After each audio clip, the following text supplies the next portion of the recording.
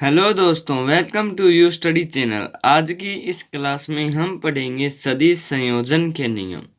यानी आज हम 3 नियम पढ़ेंगे। सदिश संयोजन का त्रिभुज नियम, सदिश संयोजन का समांतर चतुर्भुज का नियम और सदिश संयोजन का बहुभुज का नियम।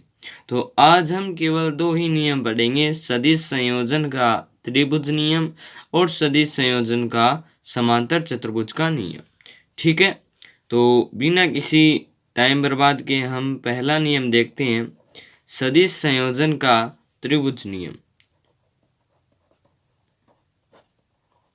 सदिश संयोजन का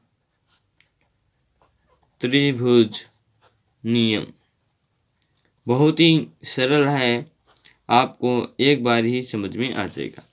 तो सदिश संयोजन का त्रिभुज नियम कहता है कि यदि हम किन्हीं दो सदिश राशियों को त्रिभुज की किन्हीं दो क्रमागत भुजाओं के द्वारा व्यक्त करें तो इस त्रिभुज की तीसरी भुजा उन दोनों सदिशों के परिणामी सदिश को व्यक्त करेगी विपरीत क्रम में। ठीक है ना, एक बार फिर से सुनो। इस नियम के अनुसार यदि हम किन्हीं दो सदिशों को त्रिभुज की किन्हीं दो क्रमागत भुजाओं के द्वारा व्यक्त करें तो इस त्रिभुज की तीसरी भुजा विपरीत क्रम में परिणामी सदिश को व्यक्त करेगी। ठीक है ना, अब देखो बात सुनो मेरी। ये एक सदिश राशि है, ठीक है, वेक्टर ए। मैंने आपको पीछे वाली वीडियो में बताया था ना सदिशों का निरूपण में कि हम सदिश राशि को एक तीर के द्वारा निरूपित करते हैं। इसमें तीर की लंबाई सदिश के परिमाण को तथा जो सिरा है वो इसकी दिशा को व्यक्त करता है। ठीक है, तो ए वेक्टर ये रही, माना कि ये बी वेक्टर है, तो ये जो राशि है ना, ये जो राशि है ये हमारी इन दोनों की परिणामी सदिश के बराबर होगी, यानी ये बराबर होगी A vector plus B vector की। ठीक है, क्यों? क्योंकि यहाँ पर नियम लग चुका है सदिश संयोजन का त्रिभुज नियम। सदिश संयोजन का त्रिभुज नियम कहता है कि यदि हम जिस तरह से एक त्रिभुज है, मान लीजिए ये एक त्रिभुज है अपना, ठीक है, इस सदिश संयोजन के त्रिभुज नियम के अनुसार यदि हम किन्हीं दो सदिशों को त्रिभुज की किन्हीं क्रमागत अर्थात लगातार, क्रमागत यानी ये भी इधर जा रही है और ये भी इधर जा रही है, क्रमागत भुजाओं द्वारा व्यक्त करें तो इस त्रिभुज के अंदर दो भुजा होते हैं जिसमें दो भुजा हमने काम में ले लिया है। इस त्रिभुज की तीसरी भुजा, दो भुजाएं हमने काम में ले ली तो एक ही भुजा बची। अब जिस तरह से हमने ये त्रिभुज बनाया ना, ये एरो इस तरह से, ये एरो इस तरह से, फिर हम वापस यहाँ पे लाइन लेते और ये एरो इस तरह से होता, ये एरो से, फिर ये एरो से, फिर ये एरो ऐसे होता। लेकिन हमने त्रिभुज की तीसरी भुजा विपरीत क्रम में इसको उल्टा कर दिया है, तब जाकर यह परिणामी सदिश के बराबर आई है। तो ये है सदिश संयोजन का त्रिभुज नियम। ठीक है, इस नियम के अनुसार यदि हम किन दो सदिशों को त्रिभुज की किन्हीं क्रमागत भुजाओं के द्वारा व्यक्त करें तो त्रिभुज की तीसरी भुजा विपरीत क्रम में इन दोनों के परिणामी सदिश को व्यक्त करेगी। ठीक है ना, अब यहाँ पर आप लिख सकते हैं R vector is equal to A vector plus B vector. देखो एक उदाहरण और देता हूँ। मान लीजिए एक सदिश राशि ये है, एक सदिश राशि है ये, आपको इन दोनों को जोड़ना है। तो हम क्या करेंगे, ये तो ऐसी कैसी थी, हम इसको थोड़ा सा इधर लेंगे तो हम इसको कर देंगे ऐसे। अब ये भी इधर जा रही है, ये भी इधर जा रही है, इसकी तीसरी भुजा को अगर मिलाई तो वो इस प्रकार मिलेगी। ये इसकी तीसरी भुजा है, त्रिभुज बन रहा है। अब इस त्रिभुज की भुजा विपरीत क्रम में लगानी है। ये भुजा इधर जा रही है, ये इधर जा रही है, तो हिसाब से तो ये भुजा इधर जानी चाहिए, लेकिन हम इसे विपरीत क्रम में लगाएंगे। विपरीत क्रम में लगाएंगे तो ये अगर ए वेक्टर है और ये अगर बी वेक्टर है तो ये A vector plus B vector होगी। ये है सदिश संयोजन का त्रिभुज नियम। ठीक है, अब देखो सदिश संयोजन का समांतर चतुर्भुज का नियम, वो देखो इससे कनेक्टेड है। त्रिभुज नियम जो है वो सदिश संयोजन के तीनों नियमों में लगेगा। सदिश संयोजन का समांतर चतुर्भुज का नियम लिख लेना, समांतर चतुर्भुज का नियम।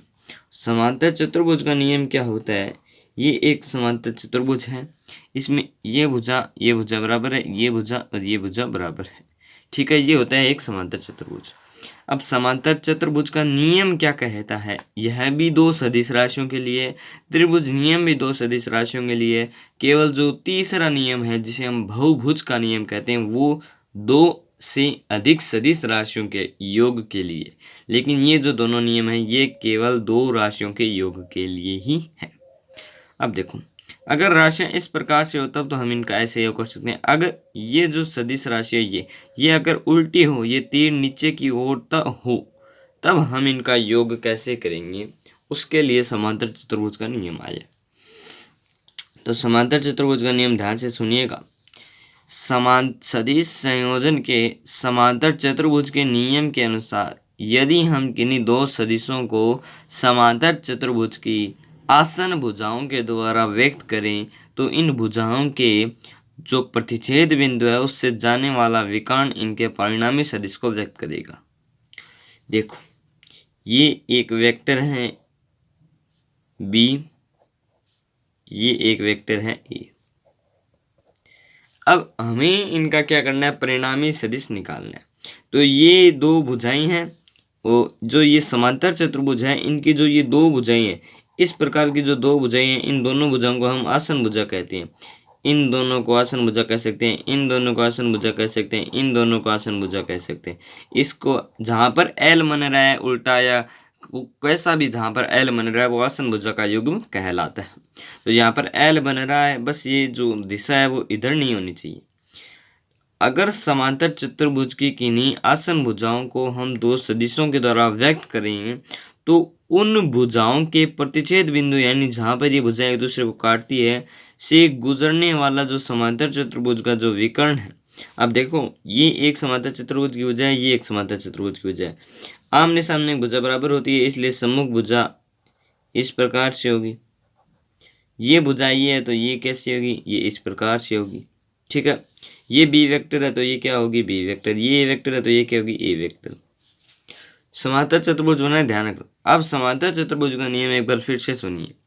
समांतर चतुर्भुज के नियम के अनुसार यदि हम किन्हीं दो सदिशों को समांतर चतुर्भुज के किन्हीं आसन भुजाओं के द्वारा व्यक्त करें तो उन भुजाओं के कटान बिंदु या प्रतिच्छेद बिंदु से गुजरने वाला जो विकर्ण है वो इनके परिणामी सदिश को व्यक्त करेगा, यानी ए वेक्टर प्लस बी वेक्टर।